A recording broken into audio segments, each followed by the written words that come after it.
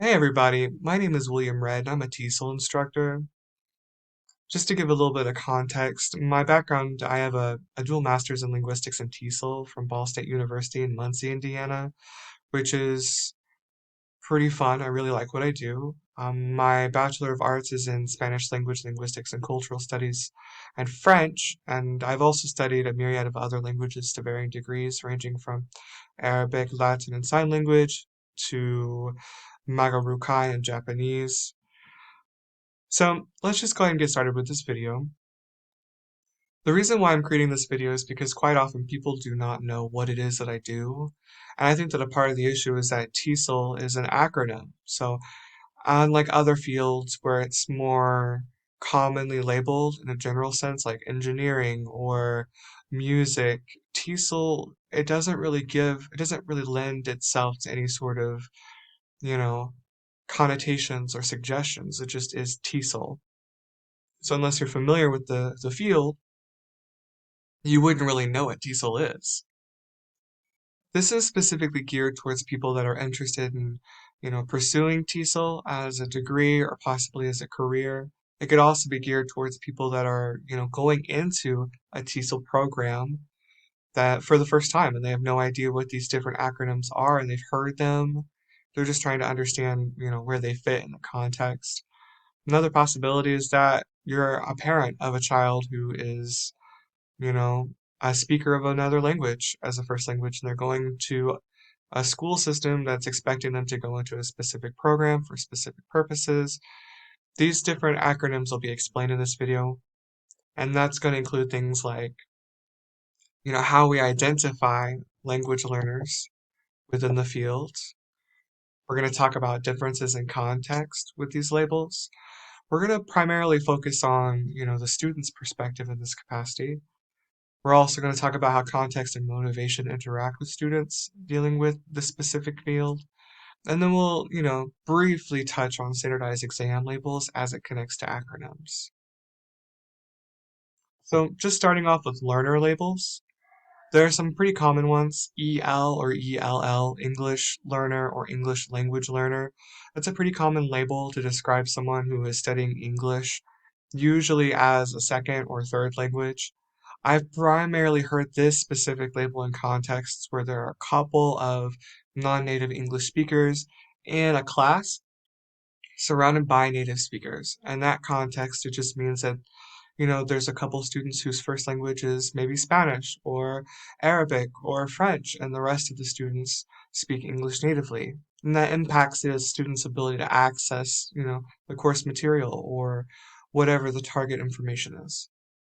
FLNE, first language not English, it's just another way to identify someone who doesn't speak English natively. And that's not a bad thing, it just is. First language not English. FEP or FEP, fully English proficient.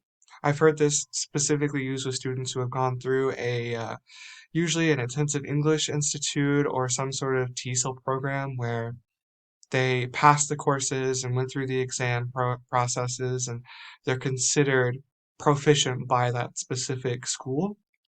So FEP is a good thing. Another common acronym dealing with learner labels is SLL or second language learner. I hear this one a lot dealing with my specific context. And that means specifically that English is the second language that they are learning. Now, this comes in different contexts, but generally speaking, it means that English is the second language that they're learning. This can be stretched at times depending on culturally where you're located, but we'll get into that later. LEP means a limited English proficient, also sometimes known as LEP.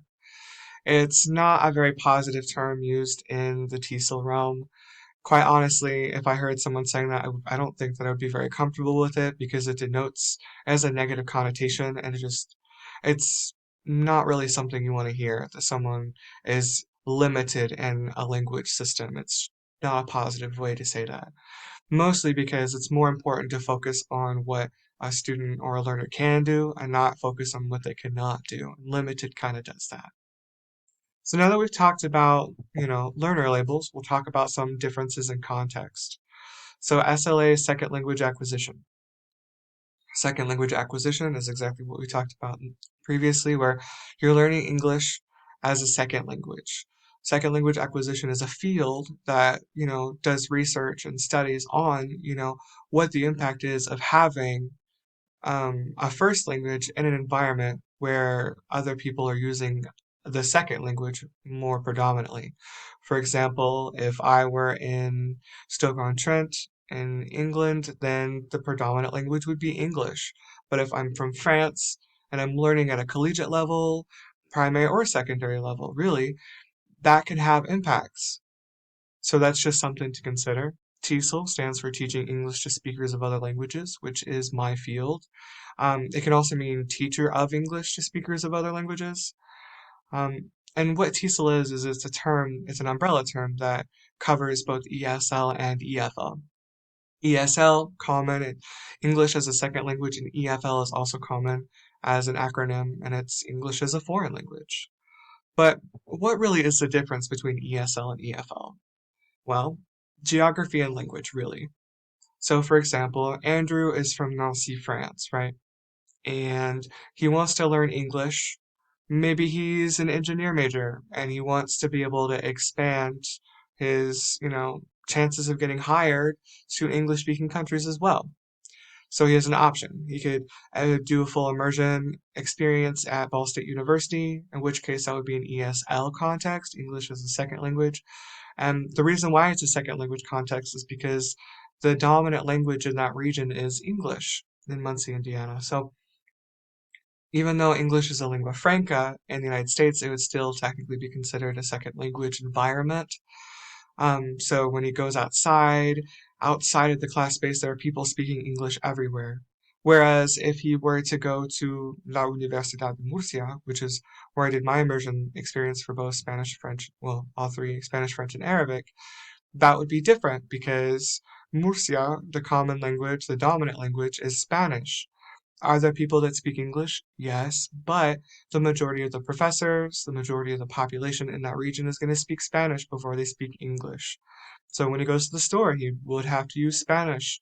If he goes to the beach, he'll hear Spanish. English might be used because of its dominance globally, but the dominant language in this context would be Spanish, and that's English as a foreign language. So that's kind of the difference between ESL and EFL in a nutshell. Moving forward, we have learner motivation. I'm going to preface this by saying the motivation, it has a lot of different meanings when it comes to linguistics and the TESOL field. So in this specific context, we're just talking about motivation in reference to acronyms. So just keep that in mind. We have ESP, which is English for Specific Special Purposes. EAP, English for academic purposes, EOP, English for occupational purposes, ELF, English as a lingua franca, EAL, English as an additional language, and EIL, English as an international language. Now, there are a lot more than just these six here, but let's just start with these six. Let's take, for example, Team 1. Team 1 has Tiffany, right? Tiffany is learning English as a specific or a special English for a specific or special purpose. In this term itself, it really is an umbrella term for both EOP and EAP. And the reason why I say that is because English for specific or special purposes is quite broad. Maybe Tiffany is learning English so that she can, write in academic settings, do research, or maybe she's, you know, doing it for both and she's learning English because she wants to become an English teacher. So that's an occupation.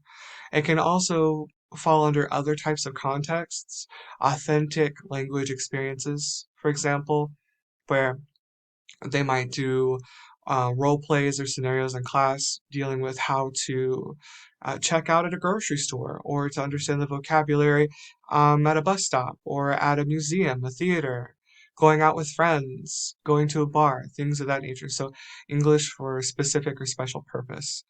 Then you have Justin, who, maybe he's studying engineering and wants to pursue, a degree in engineering just like Andrew. This is more of an occupational situation. where maybe he already has a level of English proficiency or he's finished with his degree in engineering and he's specifically taking classes in English for his job so that he can understand the jargon in the field. Sometimes these courses are offered by the company, sometimes it's offered by a separate organization, and sometimes it's offered by a university, depending on the context. But at any rate, these are different instances in which English for occupational purposes would be used. It's just using it for your job. Whereas Hatim might be using English specifically for academic purposes. So he's only using English because he wants to study philosophy or anthropology or whatever the case may be. English is a language that dominates the academic realm. So if you're able to write, research, and do other formal tasks in English dealing with academia, it really raises your chances of being heard around the world. And we'll talk about that in Team 2 as to why that is occurring. But Team is specifically focusing on academic studies or academic purposes for using the language, which may not be his occupation. So if we move on to Team 2, we're going to have Monica, who uses English as a lingua franca. Maybe she's out with a bunch of international students, and it doesn't have to be in an English speaking, like an English dominated setting, like in the United States. Maybe it's in China, or it's in Japan, or it's in Brazil. Whatever the case is, Monica's out with a bunch of friends, and they don't speak the same first language, maybe not even the same second or third language, but they do share English as a language. So they're using English as a fallback language, regardless of their levels, so that they can communicate in a context where English is not the dominating language. Whereas Fatima might be learning English as an additional language. This is connected to ELF to a certain extent, and also to ESL and EFL, and second language acquisition, in the sense that English as an additional language doesn't limit the idea that it has to be a second language, which has an impact. If English is your third or fourth language, the patterns from the languages that you learn first will have an impact on how you use English or how you access the target information. So that's English for additional, English as an additional language. Whereas T-Bolts might be using English as an international language, right? Where he might be working for a business and he has clients in China and he has clients in India and he has clients in the United Arab Emirates. And they all speak different languages, but they use English for international purposes, kind of like a lingua franca. But in this context, the focus is on the international aspect, so there is a slight difference. Moving forward, we have standardized exam labels. There's lots of these, right? These are just some common three that I'm most familiar with, and I only put those because they are represented through acronyms. So TOEIC is the test of English for international communication, TOEFL, test of English as a foreign language, and you have IELTS, International English Language Testing System. So the what's really important to note here is that maybe they assess different skills. Some might specifically assess receptive skills, like reading and listening, while others might assess both receptive and productive skills, so reading, listening, speaking, and writing, while grammar is also incorporated in all of those. Or it could be an issue of what the goal is for the student, why they're taking a standardized test, what do they want to prove, and that's where the real difference is between the exams is obvious in the sense that you'll take a specific exam to show that you are strong enough in English to matriculate into, let's say, a university, or to show that your English skills are strong enough in authentic situations outside of the class space, or you want to take an English exam so that you can prove that your English proficiency is strong within your field, so maybe for occupational purposes. So these are some common differences and just a little bit of information. I'll create a separate video discussing different types of standardized exams dealing with English because there's lots of them and they're not all represented with acronyms. These just happen to be the ones represented as such. Summary, there are a lot of acronyms in this field, ranging from labeling students, their motivations, context, and student exams. Now you have information and a guide that you can use to discuss this with your peers. I have resources for you available as well, listed here online. Thank you. My name is William Red, and this is my email, my professional email. If you have questions, don't hesitate to reach out. Thank you for watching.